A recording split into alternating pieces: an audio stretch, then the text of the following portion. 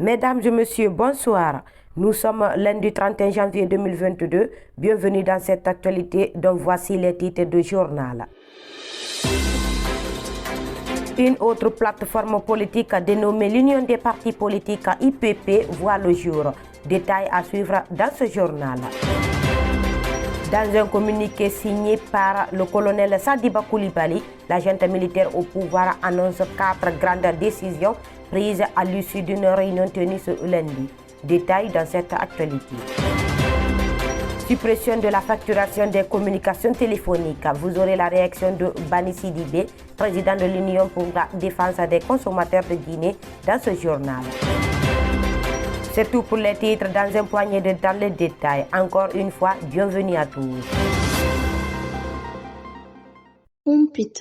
Comme annoncé en titre, des leaders politiques membres de la coalition 2AD et autres se sont réunis ce lundi 31 janvier 2022 au siège du Parti de l'Unité et du Progrès PIP. Ils ont annoncé la création de leur plateforme dénommée Union des partis politiques pour l'alternance apaisée UPP. C'est à l'issue d'un entretien qui a duré près de 3 heures que Dr Sekou Koureyssi du parti Arena, Elhadji Fodé Bangoura du parti PIP, Jean-Marc Teliano du RDIG et autres se sont entendus sur la mise en place de cette autre plateforme politique. L'annonce a été faite aux médias présents par le coordinateur de la dite plateforme, Elhadji Fodé Bangoura. Dans sa prise de parole, le président de l'UPP, Dr Sekou Koureyssi Kondé, a d'abord fait savoir que la coordination de la plateforme est tournante.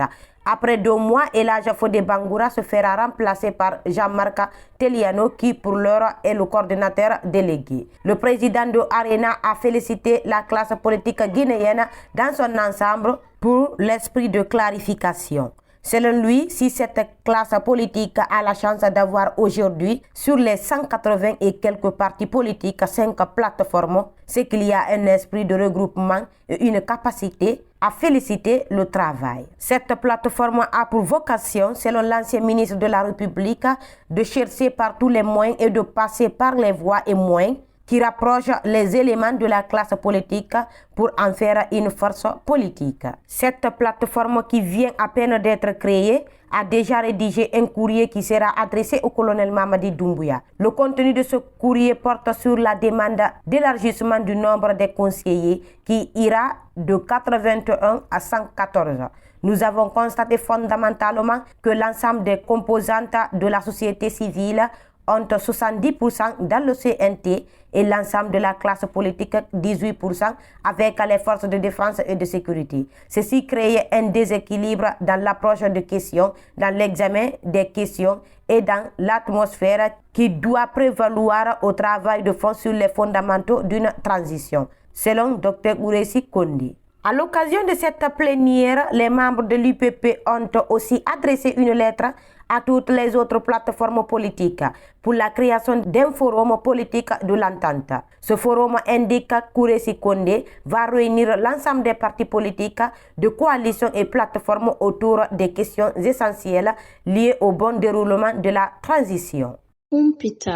Au nom du renouvellement de la classe politique guinéenne, plusieurs acteurs politiques soutiennent la limitation d'âge pour éliminer les vieux leaders à la prochaine présidentielle. Comme c'est Loudalen Diallo, le leader de l'IFDG, qui a exprimé son opposition ce samedi dernier face à cette éventualité, Abdoulaye Kourouma aussi trouve que cette question est un faux débat. Je pense que l'âge ne reflète pas la sincérité et l'honnêteté d'un individu.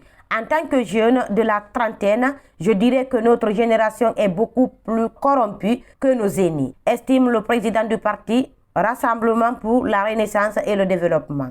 Abdoulaye Kourouma ajoute: j'ai été député à l'Assemblée nationale où environ 70% des députés étaient des jeunes. Là, j'ai été surpris du comportement de beaucoup de jeunes qui se sont inscrits à la falsification de projets de loi. Ils se sont fait berner dans la fausseté. Et nous qui étions en train de défendre la légalité en comptant sur cette jeunesse, nous avons vu que moyennement quelques miettes, la jeunesse pouvait laisser le peuple de côté. Je ne suis pas favorable à la discrimination. Je préfère que les gens soient éliminés par le peuple à travers la voie des urnes. Il ne faut pas créer un précédent. La corruption et la malhonnêteté ne sont pas seulement que chez les vieux. Elles se retrouvent aussi chez les jeunes, a-t-il rappelé au cours d'un entretien qu'il a accordé à la rédaction de nos confrères de Mosaïque.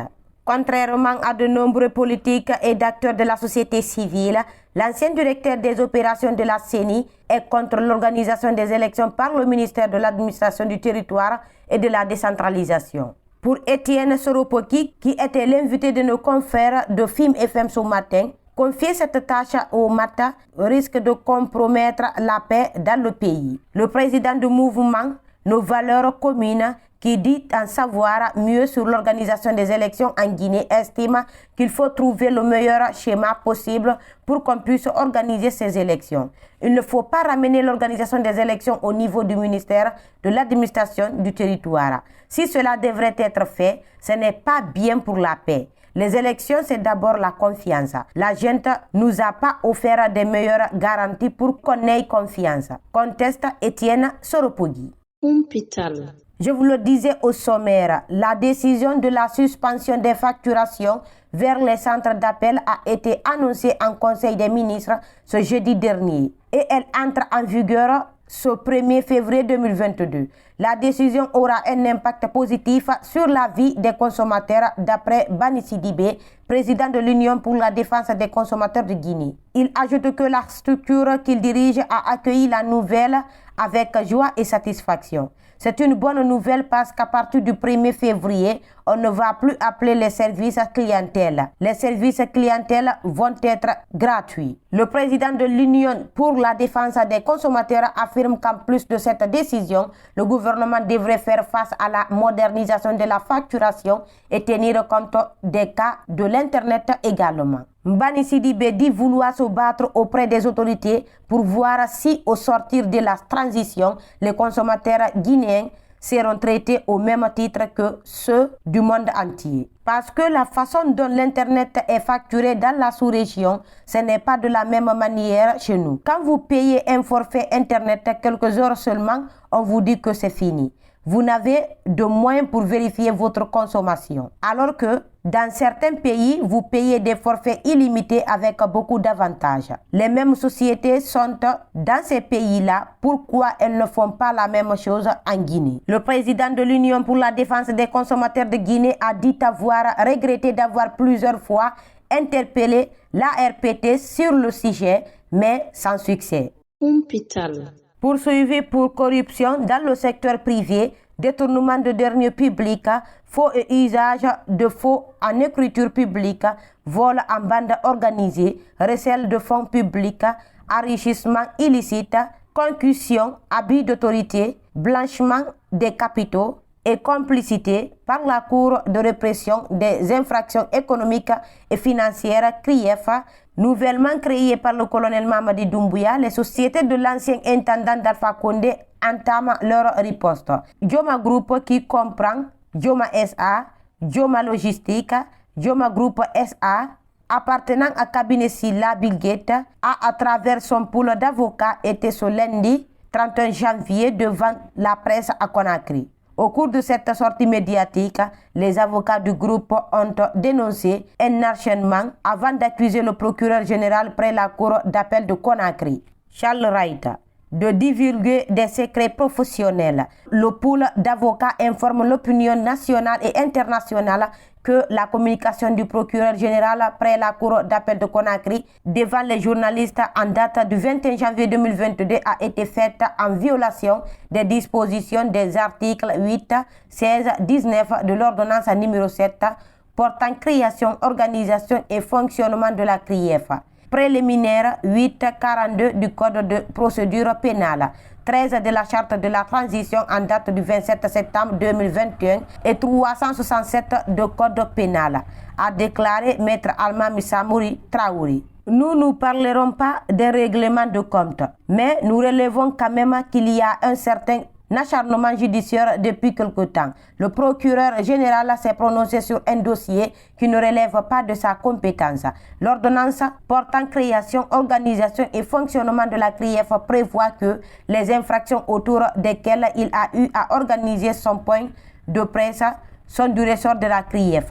Pourquoi se prononce-t-il là-dessus? Il le fait en violation des lois de la République. Il est fait pour une publicité qui est aujourd'hui nuisible au droit de la présomption d'innocence de Dioma Group, a expliqué pour sa part Maître Lansine Silla. Par conséquent, selon le pool d'avocats, Dioma Group se réserve le droit d'engager des poursuites judiciaires et disciplinaires contre monsieur le procureur général près la cour d'appel de Conakry pour violation du secret professionnel et du serment de magistrat. Dans un communiqué signé par le colonel Sadiba Koulibaly, l'agent militaire au pouvoir annonce 4 grandes décisions prises à l'issue d'une réunion tenue ce lundi 31 janvier 2022. Tout d'abord, le CNRD dit avoir suspendu l'émission des titres fonciers, des baux amphithéotiques et des baux en construction jusqu'à nouvel ordre. Ensuite, l'agent militaire interdit les occupations et octroie des domaines publics de l'État, y compris les domaines publics maritimes. Également, le Comité national pour le rassemblement et le développement annonce qu'il y aura désormais une réunion mensuelle avec la commission interministérielle. Enfin, les militaires au pouvoir annoncent l'ouverture d'une enquête sur les beaux titres fonciers ou contrats émis depuis le 5 septembre dernier. Les audiences correctionnelles se sont poursuivies ce lundi 31 janvier au tribunal de première instance de Dixine. Un homme de trentaine révolue a comparu pour trafic illicite de migrants prévu et puni par l'article 334 du Code pénal guinéen. Il s'agit de Mamadou Lamine Ba, employé d'une société de transfert d'argent. Le prévenu est accusé d'avoir fait voyager 2 mineurs en Tunisie pour les faire traverser la mer Méditerranée. À la barre, le sieur Ba dit avoir simplement rendu service à son ami Mamadou Ali Diallo, frère aîné des 2 mineurs. Pour l'avocat de la partie civile, c'est bien Mamadou Lamine Ba qui a fait croire à Mamadou Ali Diallo qu'il peut faire voyager des gens à l'étranger.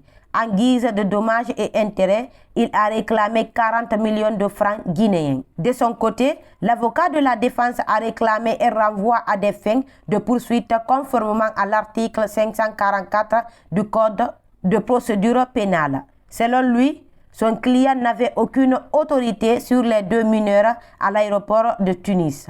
Dans ses réquisitions, le ministère public a proposé une peine de 2 ans de prison et 5 millions d'amende, une sûreté de 2 ans, sans grâce ni mesure de liberté provisoire. Enfin, le président du tribunal correctionnel a renvoyé l'affaire au 7 février prochain. À l'intérieur du pays, dans la journée du samedi 29 janvier 2022, la gendarmerie routière de Kankan a interpellé un jeune homme en possession d'une moto volée. Acculé par les agents, l'intéressé a reconnu avoir volé l'engin pendant que son propriétaire travaillait dans son champ. Selon le lieutenant-colonel Yagouba Souma, commandant adjoint du groupement de sécurité routière de Kankan, ce sont des agents patrouillant sur la route nationale Kankan-Kissidougou qui ont interpellé ce jeune. C'est dans la journée du samedi que nos hommes postés en mobilité sur la nationale Kankan-Kissidougou ont reçu une information sur un vol de moto de marque TVS.